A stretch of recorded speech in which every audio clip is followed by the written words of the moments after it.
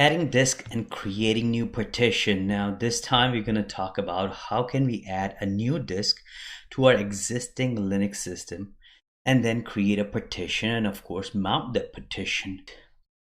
The purpose behind adding a disk is most of the time you run out of disk space. Or sometimes when your computer running multiple application, maybe one partition is required for one application and the other partition is required for another application. So that's why you add a new disks.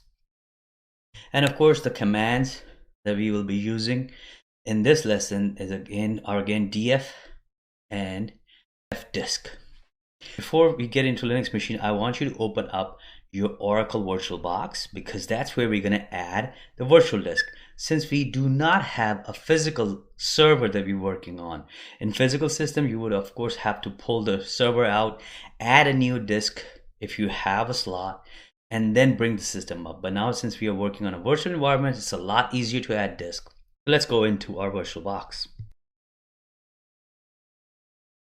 Okay, this is our VirtualBox. Before we could do anything, I want you to, if you are not on this screen, if you are on this screen, I want you to go to snapshot, click right here and create a snapshot and just name it anything you want that will make you remember.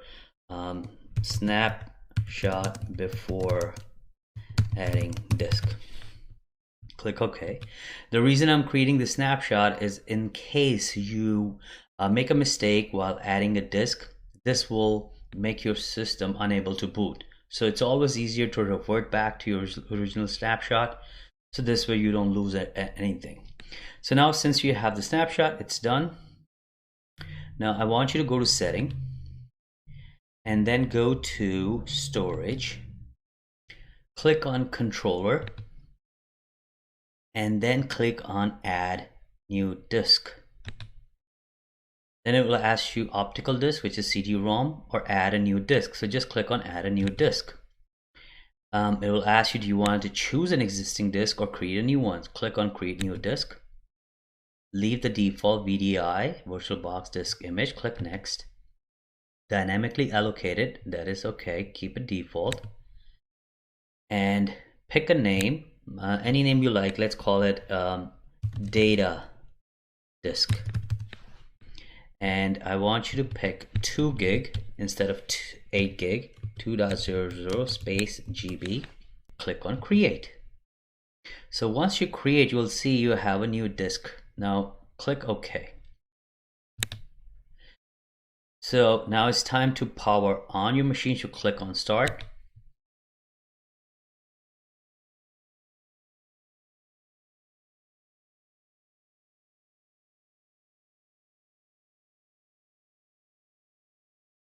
Okay, now I want you to become root. Okay, run df-h command and you'll see right here, this is the main disk that we have. It is mounted on root. Now run fdisk-l. You could do more because it will come up with additional information. So when you do more, you'll notice the first disk that we added while we were building the system the first time is for 10 gig, which is there, and it is dev SDA. And it has 2 partitions, one for swap and one for the regular Linux VM. The second disk that we added is right here. You notice this disk has 2147 megabyte, which is about 2 gig, and it has units, sectors, and all the information. The other 2 information, this one is about the partition information about the first disk. This one is telling you the CentOS root partition and the swap partition. So we have to work on this one, which is the new one that we added. Now I want you to run fdisk/dev/sdb, which is the name of the disk. We are using utility fdisks to create a new partition. So you hit enter. When you hit enter, you will notice it will bring up to the fdisk menu or fdisk portal. It will tell you, welcome to the fdisk. Utility changes will remain in memory only until you decide to write them. be careful before using the right command. Of course, we are careful. If we make a mistake, we could always revert back to our snapshot. So now in this menu, you have different commands, but type help. So you will see the different commands that are available for us. Here are the list of different commands. You could review it one by one. The one that we need to pick is this one, new, because we are creating a new partition. So click N for new. Now, what is this partition type? Is primary or extended? We are primary doing it. We're doing a new disk. So click P or just hit enter, because by default is picking P. Then primary partition number, default 1, pick 1, type 1 or just hit enter. First sector 2048. Yes, I want to leave the default 2048.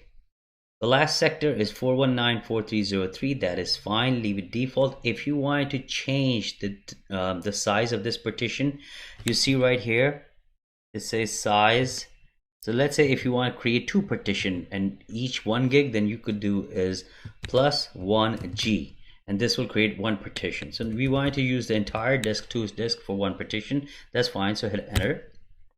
Now it's done. It says it partition 1 of Linux type Linux and of size 2 gig is set. Now it is not created until we do W. See right here it says write table to disk, and if you remember at the beginning when we ran fdisk, it says it will be in memory until you do W. So we hit W, hit enter, and it is done. Calling octal or to read partition table syncing disk. Done. So now the disk is done. If you run fdisk again on just do -L, and you will see right here dev sdb1. Automatically when you create a 1 partition, first partition, it assigns the number 1. Now the volume is created. Now we have to assign a file system type. So if you remember, file system types are like a different type of file systems. We have ext 2 3 4 xfs ntfs. They're different types of file system. The latest one that we have in Linux is XFS. To make that file system, you have to run command mkfs make file system .xfs. This is the command, and then you have to specify your volume SDB1, which is the boot device, of course, and you hit enter. When you hit enter, you will get all that message with all the details, how the file system created, what are the other information, size, sector, and a whole bunch of stuff. So now it is created. Now what do we do with that? Now we have to mount it to a certain mount point. That's why we're gonna make a use out of it, right? So I want you to create a directory mkdir under root and call it data. Hit enter. Now this is created. So if you do ls-l under slash, you will see it is created right here. Now we're gonna mount that to our partition. So the command would be mount /dev /sdb1, which is our volume, space data. So we are mounting that partition that we created to our file system, to our directory that we just created /data. Hit enter. It is mounted.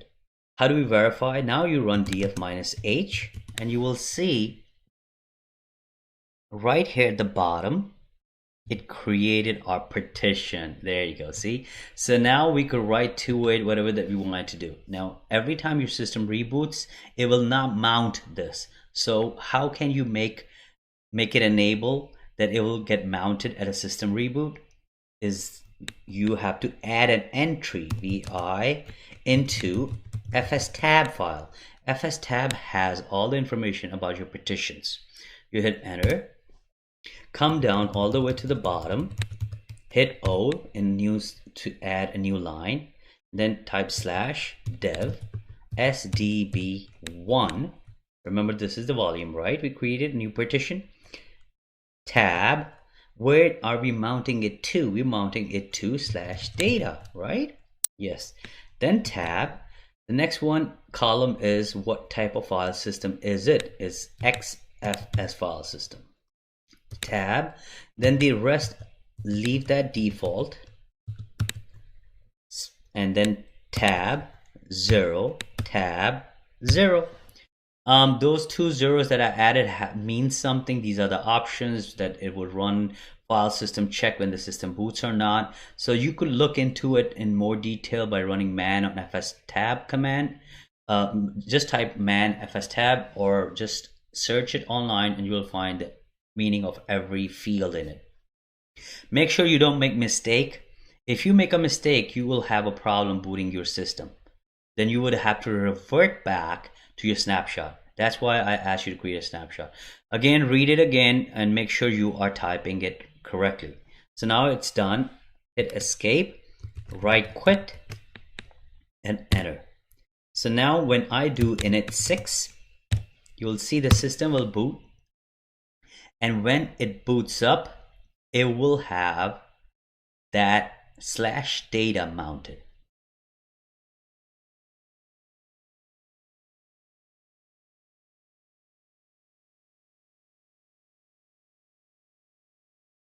Okay, when you log in, open up a terminal and now df-h, and you will see right here dev sdb1 is automatically mounted. And the reason it is mounted is because we have that added in our /fstab file.